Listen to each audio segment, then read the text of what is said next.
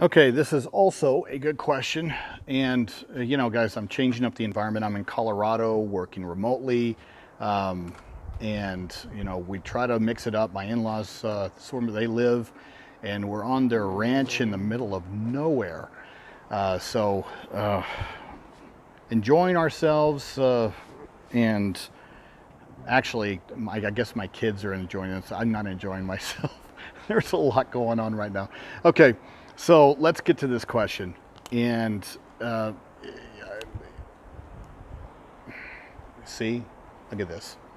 Okay, I'm gonna try not to get tangled up in my own cords. All right.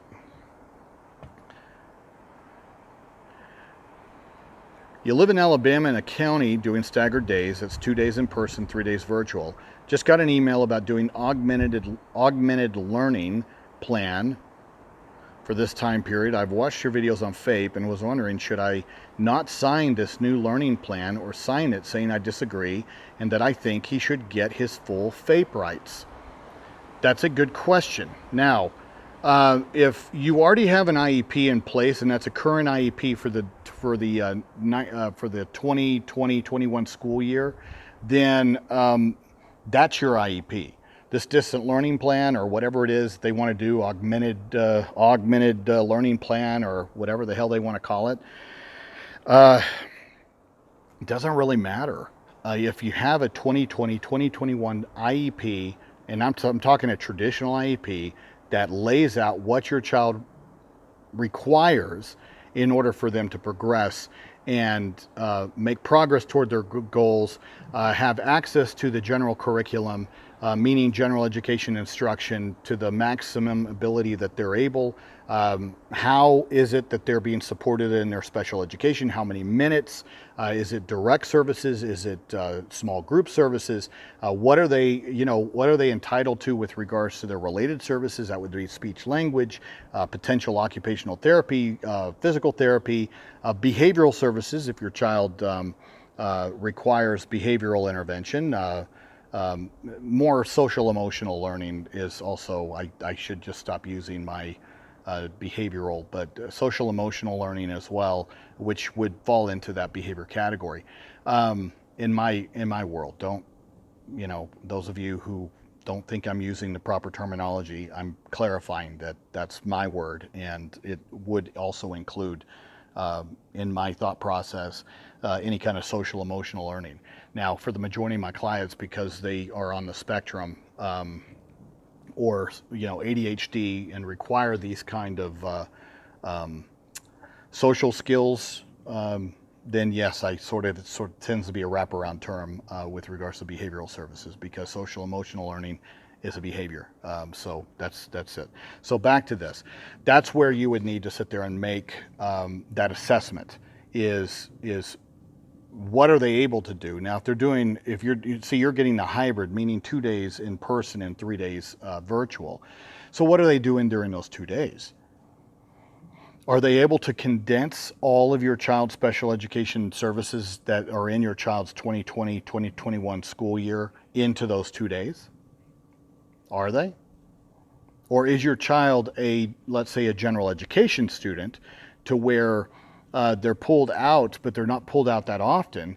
See, now all of a sudden, and when I say a general education, where they spend the majority of their day in general education working on the general curriculum. So let's take that first. And if your child is doing that, but they're only getting 2 days a week of that instruction, in the general education setting, then where are they tucking all this special education that your child requires that's in their normal IEP? Where are they putting in the related services? So everything that they're trying to condense takes away from your child's general education learning. And you sit there and so, but that would only be if your child does not benefit from virtual learning. So let's say the virtual learning to disaster, your child just does not benefit from that format, but they benefit from the in-person instruction, which you're getting 2 days a week. Well, at that point, there's your answer, okay? Because The 2 days just isn't enough in order to service your child individually in the manner in which your child requires that. There are going to be many, many, many, many, many students that, let's say, um,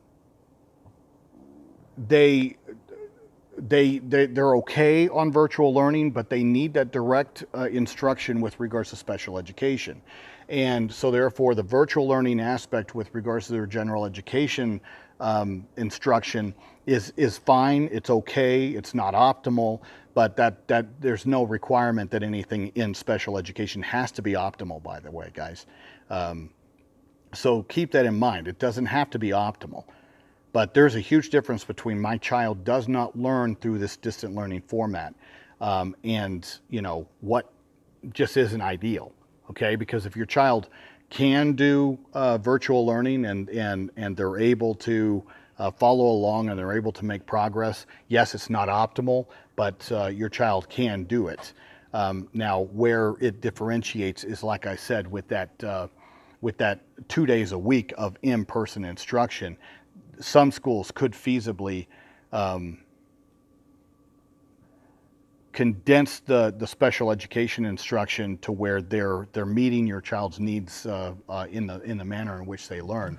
But you would need to, like I said, take a serious accounting on whether that's how your child learns, and whether they're able to sit there and combine those services in a way that to where your child's making progress.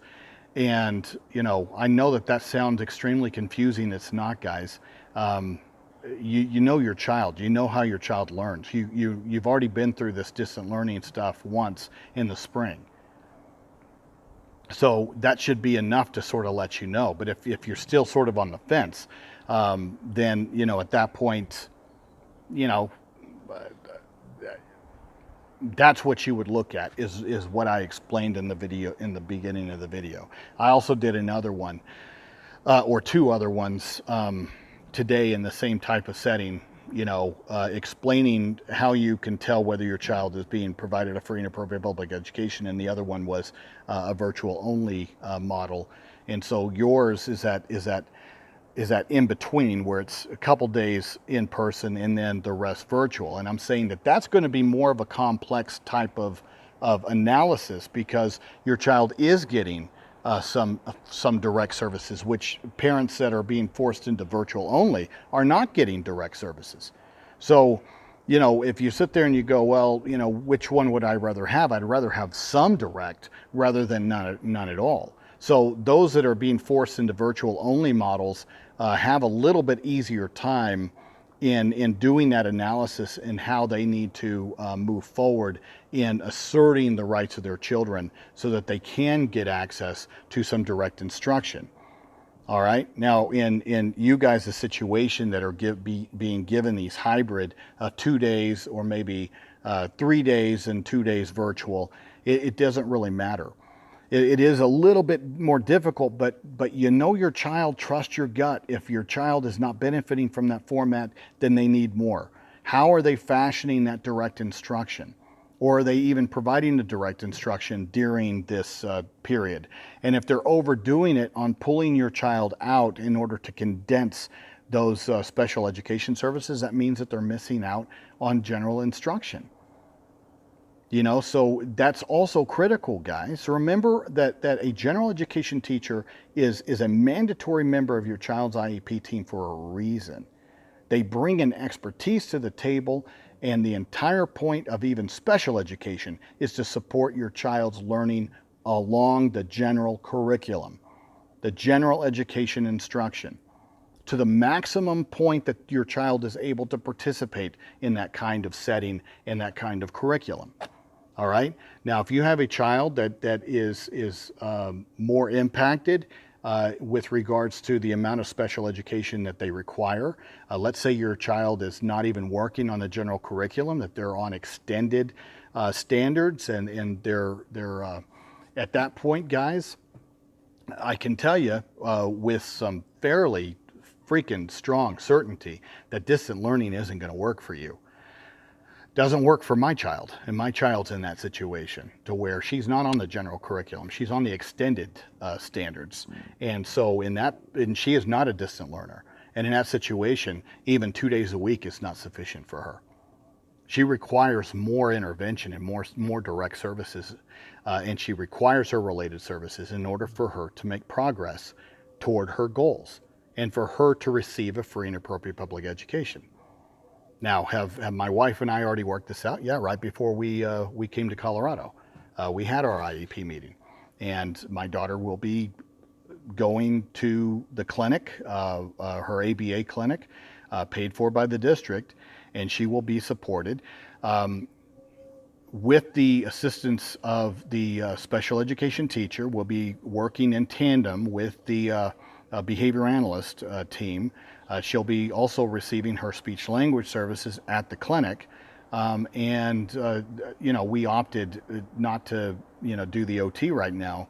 But the most critical aspects of her program is language development, her behavioral services, because that's how she learns, is through direct instruction using ABA strategies, ABA therapies. She's progressed way past discrete trial training, that she's not doing that. She used to when she was a lot younger.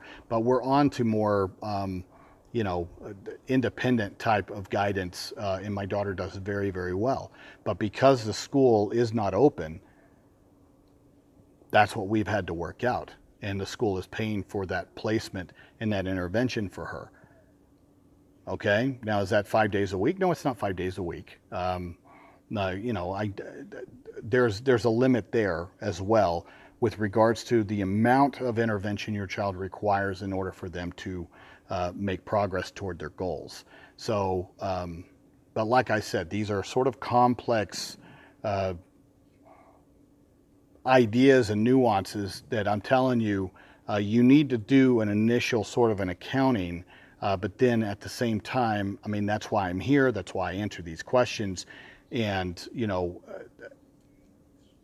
it's difficult for me to do because and that's why these videos drag on, guys, is I'm trying to, in my mind, hit multiple types of students. Because please keep in mind that these are all individualized programs. And I believe that they're all individualized. So in that regard, what I'm trying to throw out there, I'm hoping to catch as many parents in how their children learn as possible and provide scenarios in these videos that would be beneficial to the max number. But with that, there's always going to be an outlier to where my answer does not fit and would need some additional recommendations and some thought. But on the whole, you know your child, and you are a valuable member of your child's IEP team. And so at the end of the day, should you sign that DLP, it doesn't matter whether you sign or not. They're going to be implementing it. And so parents need to understand that. You don't have veto power, but what you can do is you can sign it and then notate next to it that the distant learning plan does not provide your child with a free and appropriate public education, and that your regular IEP for the 2021 school year is the IEP that does provide your child with a free and appropriate public education. And make sure you get a copy of the distant learning plan. Okay? Simple as that. That's your safeguard, is that you are signing your name, acknowledging that you were there and that you did participate, but you don't agree that what they're doing right now is appropriate.